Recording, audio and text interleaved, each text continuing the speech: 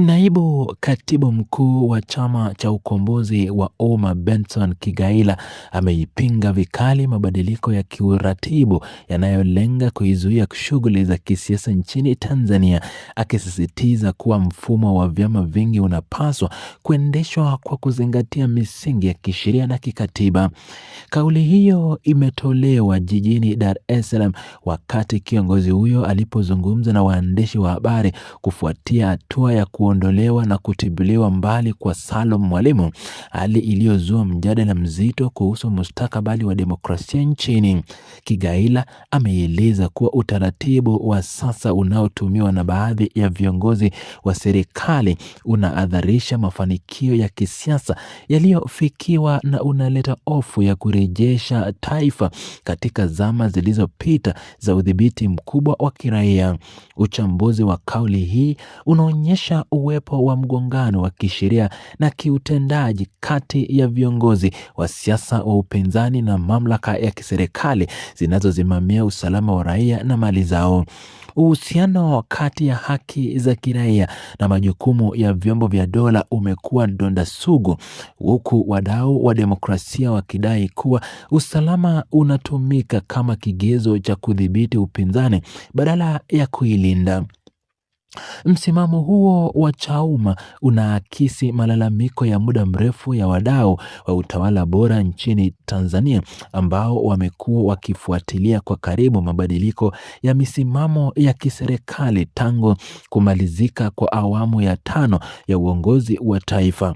Kigaila amefafanua kuwa naibu waziri wa mambo ya ndani ya nchi Patrobas Katambe ana mamlaka ya kisheria ya kupiga marufuku mikutano ya hadhara au maandamano ya vyama vya kisiasa kwa kutumia matamko ya jukwani.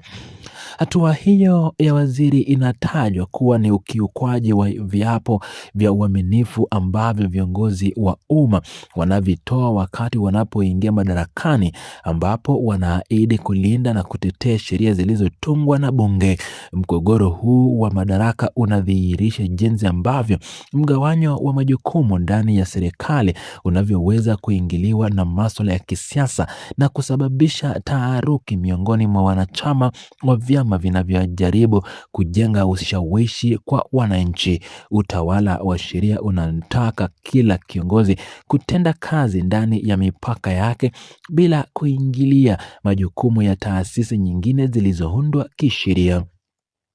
Kisheria, usimamizi wa mikutano na maandamano ya vyama vya kisiasa nchini Tanzania upo chini ya sheria ya vyama vya siasa nambari 5 ya mwaka 1992 pamoja na marekebisho yake mbalimbali yaliyofanyika kwa miaka kadhaa zilizopita.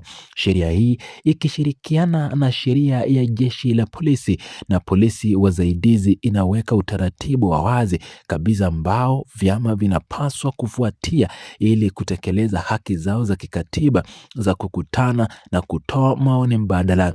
Kigaila ameweka wazi kuwa utaratibu huo hauhusishi uombaji wa vibali kutoka serikali au kwa mkuu wa polisi, bali unaitaka taasisi ya kisiasa kutoa taarifa rasmi ya maandishi. Taarifa hiyo inatakiwa kuwasilishwa kwa kamanda wa polisi wa wilaya husika ndani ya muda usiopungua saa 48 kabla ya muda uliopangwa kufanyika kwa shughuli hiyo ya kisiasa. Lengo la kuwepo kwa kipengele hiki cha kisheria ni kuliwezesha jeshi la polisi kuandaa ulinzi wa kutosha kwa ajili ya washiriki wa mkutano huo na kuhakikisha amani haivurugwi katika eneo husika.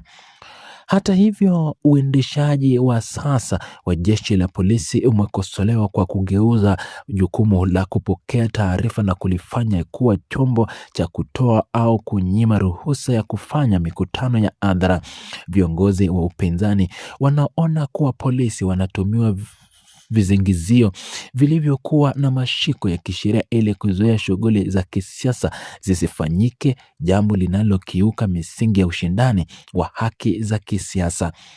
Kwa mujibu wa sheria hiyo ya nambari 5 ya mwaka 1992, Iwapo jeshi la polisi litaona kuwa mkutano au maandamano hayo hayawezi kufanyika, linapaswa kutoa sababu za msingi za kuzuilia na kwa waandishi. Sababu hizi zinazokubalika kisheria ni pamoja na mwingiliano wa matumizi ya uwanja uliotolewa, ambapo chama kingine kinaweza kuwa kimekwisha kupewa kipaumbele cha kutumia eneo hilo siku hiyo.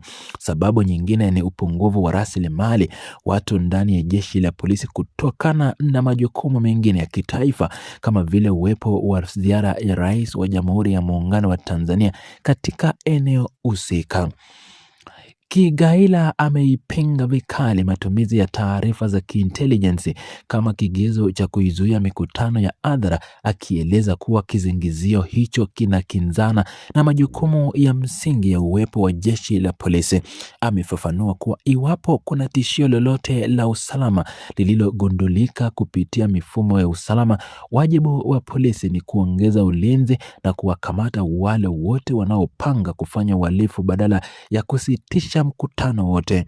Kutumia tishio la usalama kama sababu za kuizuia chama kufanya shughuli zake kunatoa mwanya wa kisheria kwa vyama pinzani kutengeneza mazingira ya hatari kwa makusudi ili kuizuia wenzao wasikutane na wananchi wao.